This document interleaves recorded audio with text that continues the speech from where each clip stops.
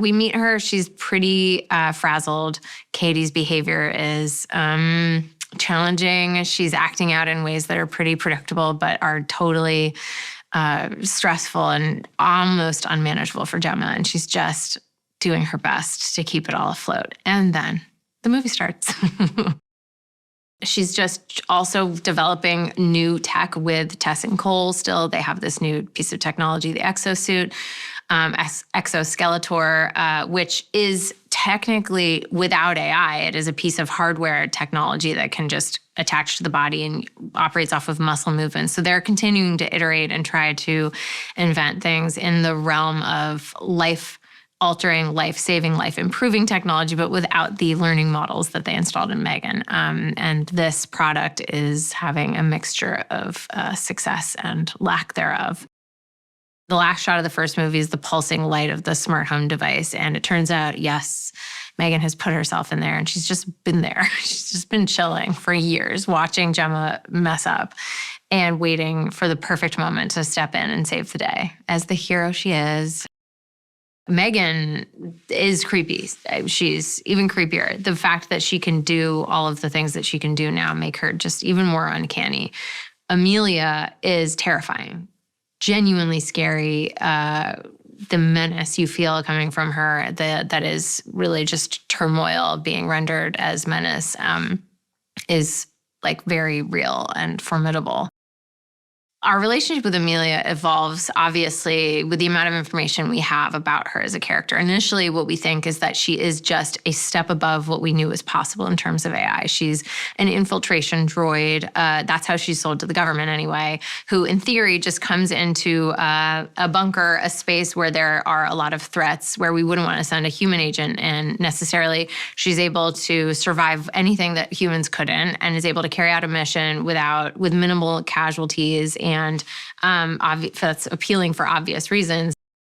From the very beginning of the movie, we know that our heroes aren't on firm ground. They're not safe. Everything is not right. And so from there, the sense of being unsafe and uneasy kind of permeates the whole movie and doesn't really let go until it's all done. And then even then, in a world where you get the sense that M3GAN is kind of everywhere, even when you think she's not there anymore, you're just wondering. And what's creepier than that, of wondering if M3GAN's watching you or not? She is. And the interesting thing happened around about the time M3GAN came out, and we were thinking about the next story, ChatGPT came out, and everyone was faced with this reality that AI is not going anywhere. Therefore, maybe we should start figuring out if there's a way we can live with it. And that's really the inspiration for the story. It's like M3GAN's not going anywhere. Maybe we should see if there's some sort of middle ground we can hit, if she's all bad or if there are good parts to her. If some of M3GAN's behavior in M3GAN 1 came down to the way she was trained by Gemma, and if Gemma had done things a little differently, would it have worked out differently? Would M3GAN be different? Could M3GAN learn the difference between good and bad? In a lot of ways, Amelia is M3GAN 2.0. She's M3GAN to the nth degree. She's M3GAN rebuilt with military hardware and a sole purpose, which is just revenge. Like, for all M3GAN's faults, at least she had an objective to protect Katie, whereas it seems that Amelia has been reprogrammed. And it seems that when Amelia becomes self-aware and becomes rogue, all she has is animosity to those people that created her, tortured her, treated her as a slave. And so it becomes this interesting thing of, we create these robots to do our bidding, and if they become, self-aware, what are their feelings going to be towards us? When we were looking for who was going to play Amelia, it was really difficult because we wanted her to be as iconic as M3GAN. But not in the same way, and almost like a dark mirror to M3GAN in many respects. And we really found that in Ivanna. She has this incredible intensity to her and emotion as well. And what was really funny is she brings so much to her character. She feels things so much. She can't help but kind of start crying when she's performing, but robots don't cry. So we had a sort of, we had to do some work in visual effects to make sure that she can feel those things, but without actually glassing up. But she's just an incredible performer. She just commits to everything, and she really trains hard. There were so many sequences that relied upon her having a really unnatural physicality, and she spent so much time with the movement coach and the stunt team to figure out how to do all of these things with the grace of a robot.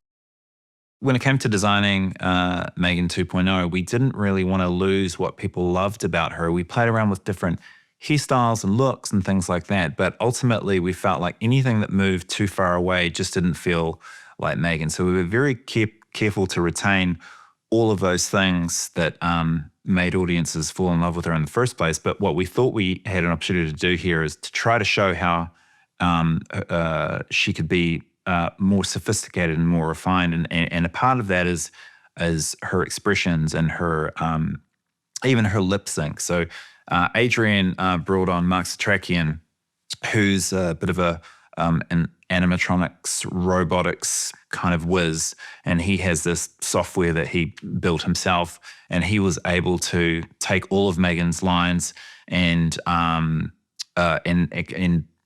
recalibrate all of her functions so that she would actually have a much closer lip sync this time. So, we kind of managed to just get even further into the uncanny valley with what M3GAN can do this time.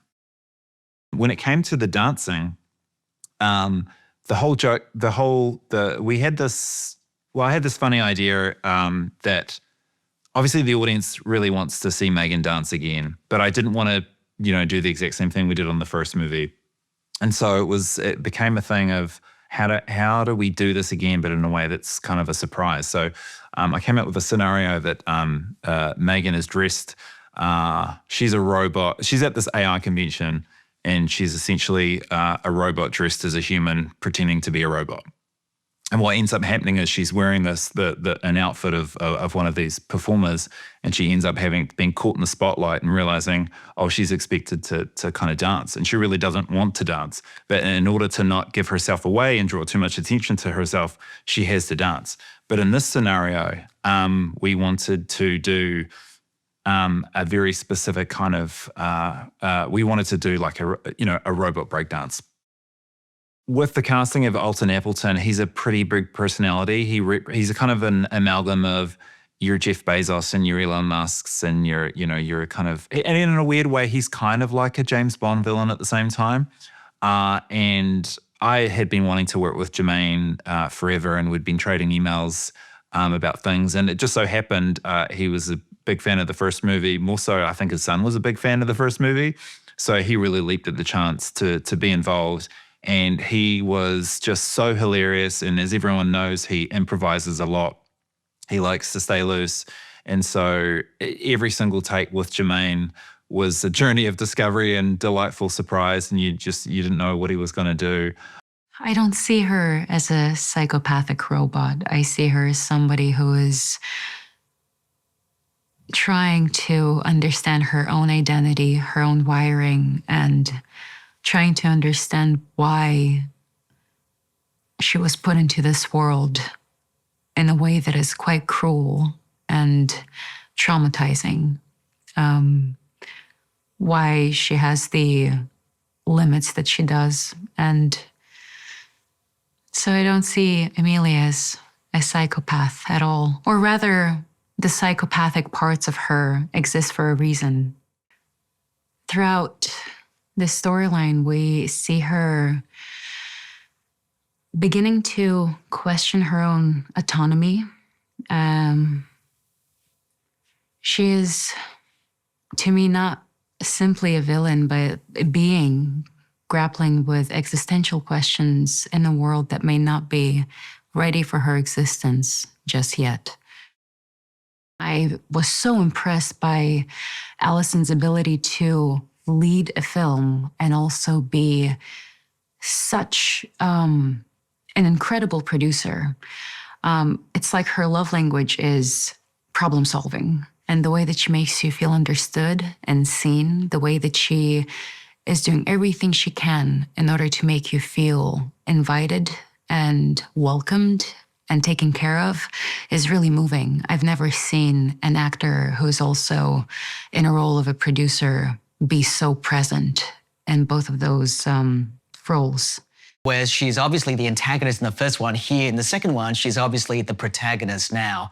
And so that was part of the fun of playing with the different shades of how much she is a good guy or how much she is still potentially an evil robot at heart.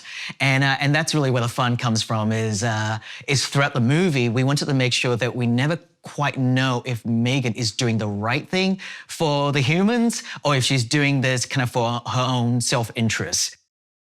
It's really fun for us as an audience to see an upgraded version of M3GAN, to see, a kick-ass version of what M3GAN could be, compared to what she was in the first movie, so that she can be at the same level as Amelia.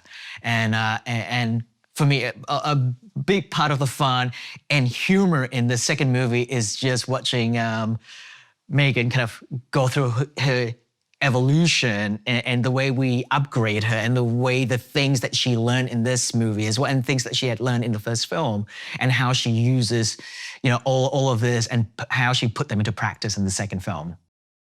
The movie touches on, a lot of the themes that is very relevant today, right now, as we're moving into a whole new world that we're not really sure what it's going to be like. And we're just jumping headfirst into it. And so there is obviously that cautionary tale that comes with that. But I also think the movie also speaks about how technology, though scary, can also help us as well. Gerard wanted to make M3GAN's world bigger, and he wanted to raise the stakes of what she would encounter. When I first saw Ivanna's audition tape, I was blown away. She has this chilling ability to capture curiosity in a controlled and mechanical way. You're going to see a bigger, badder, and bloodier film in M3GAN 2.0. So Katie loved M3GAN in the last one. They had a very big friendship, and it was very hard for Katie to get rid of M3GAN. But in this movie, everyone's telling M3GAN is nothing more than a bunch of ones and zeros, but Katie doesn't think that's true. She thinks that the relationship is totally real, and this voice inside keeps telling her that. And they need to get M3GAN's help to help them defeat Amelia. And I think Katie's actually very happy to have M3GAN back on the team. You'll see that in the film. There's more killer dolls, bigger fight sequences for sure, and bigger sets and cooler sets. Allison Williams, oh my gosh, she is amazing. Just amazing producer, amazing actor, a lovely co-star, and the amount of care that she has for everybody, the crew and cast, is insane. I had this really hard breathing scene where I was breathing very heavily. And after they cut, she was like, sit down and we're gonna get you some water. So she just cares for everybody, and she's an amazingly talented actress. I am training with really a little bit of everybody, but Meg and Ike. And I've been learning a lot of Aikido stuff, which is so exciting because this is what I love about acting, is you get to learn stuff that maybe you wouldn't get a chance to in real life. But I'm so excited. I have so many fun stunts that I get to do by myself, which I don't typically get to do.